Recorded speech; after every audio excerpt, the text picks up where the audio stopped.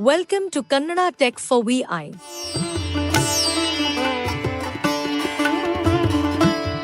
Dear viewers, I have started a YouTube channel on Kannada Tech for VI.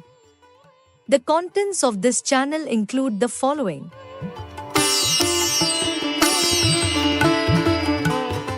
One, Technology. 2. Kannada Literature. 3. History of Poets. 4. History of Achievers. 5. Kannada Stories. I kindly request you all to encourage and support me by liking and subscribing to my channel.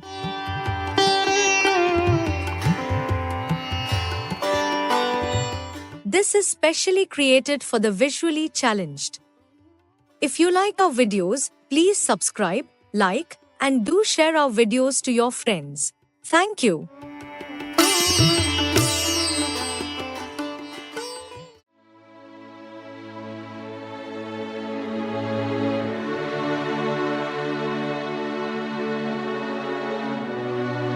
ಕವಿ ಮತ್ತು ಶ್ರೀಮಂತ ವ್ಯಕ್ತಿ. ಕವಿ ಮತ್ತು ಶ್ರೀಮಂತ ಅಕ್ಬರ್ ಬೀರಬಲ್ ಕನ್ನಡ ಕಥೆಗೆ ತಮಗೆ ಸ್ವಾಗತ ಸ್ನೇಹಿತರೆ. ಈ ಕಥೆ ತಮಗೆ ಇಷ್ಟವಾದರೆ ಲೈಕ್ ಮಾಡಿ, ಹಾಗೆ ನಿಮ್ಮ ಸ್ನೇಹಿತರಿಗೂ ಹಂಚಿಕೊಳ್ಳಿ.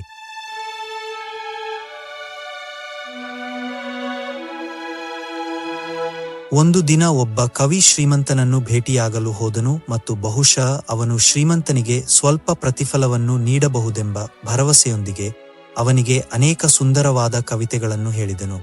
ಆದರೆ ಆ ಶ್ರೀಮಂತ ಕೂಡ ತುಂಬಾ ಜಿಪುಣನಾಗಿದ್ದನು. ನಿಮ್ಮ ಕವಿತೆಗಳನ್ನು ಕೇಳಿ ಹೃದಯ ಸಂತೋಷವಾಯಿತು. ನೀನು ನಾಳೆ ಮತ್ತೆ ಬಾ, ನಾನು ನಿನ್ನನ್ನು ಸಂತೋಷಪಡಿಸುತ್ತೇನೆ. ಬಹುಶಃ ನಾಳೆ ನಿನಗೆ ಒಳ್ಳೆಯ ಪ್ರತಿಫಲ ಸಿಗಬಹುದು. ಇದನ್ನೇ ಕಲ್ಪಿಸಿಕೊಂಡ ಕವಿ ಮನೆ ತಲುಪಿ ನಿದ್ದೆಗೆ ಜಾರಿದ.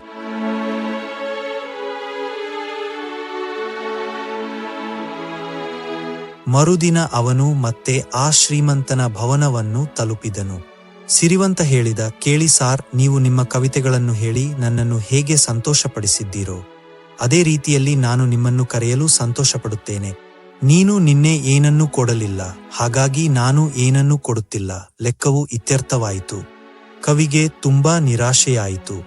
ಅವನು ತನ್ನ ಗತಕಾಲವನ್ನು ಸ್ನೇಹಿತನಿಗೆ ವಿವರಿಸಿದನು ಮತ್ತು ಆ ಸ್ನೇಹಿತ ಬೀರಬಲ್ಗೆ ಹೇಳಿದನು. ಇದನ್ನು ಕೇಳಿದ ಬೀರ್ಬಲ್, ಈಗ ನಾನು ಹೇಳಿದಂತೆ ಮಾಡು. ಸರಿ, ನಾನು ಅಲ್ಲಿಯೇ ಇರುತ್ತೇನೆ.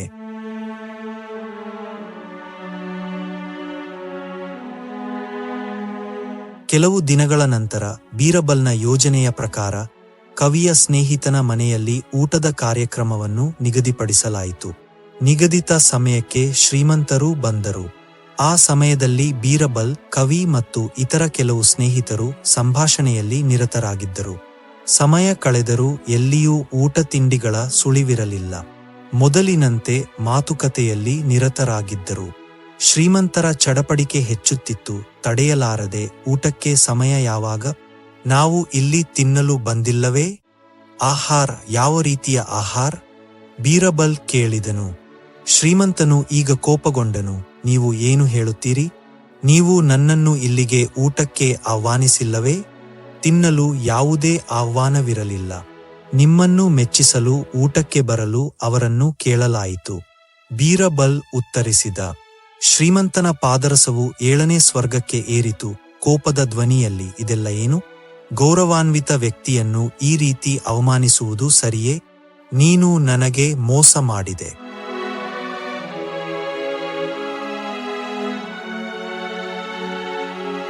ಈಗ ಬೀರಬಲ್ ನಗುತ್ತಾ ಹೇಳಿದನು, ಅದರಲ್ಲಿ ತಪ್ಪೇನಿಲ್ಲ ಎಂದು ನಾನು ಹೇಳಿದರೆ, ನಾಳೆ ಬರಬೇಡ ಎಂದು ಈ ಕವಿಗೆ ಮೋಸ ಮಾಡಿದ್ದೀಯಾ? ಹಾಗಾಗಿ ನಾನು ಅದೇ ರೀತಿ ಮಾಡಿದ್ದೇನೆ. ಜನರು ಇಷ್ಟಪಡುತ್ತಾರೆ. ನಿನ್ನನ್ನು ಹೀಗೆ ನಡೆಸಿಕೊಳ್ಳಬೇಕು. ಶ್ರೀಮಂತನಿಗೆ ಈಗ ತನ್ನ ತಪ್ಪಿನ ಅರಿವಾಯಿತು ಮತ್ತು ಕವಿಗೆ ಒಳ್ಳೆಯ ಪ್ರತಿಫಲವನ್ನು ನೀಡಿ ಬಿಟ್ಟನು. ಅಲ್ಲಿದ್ದವರೆಲ್ಲರೂ ಬೀರ್ಬಲ್ನ ಮೆಚ್ಚುಗೆಯಿಂದ ನೋಡಿದರು.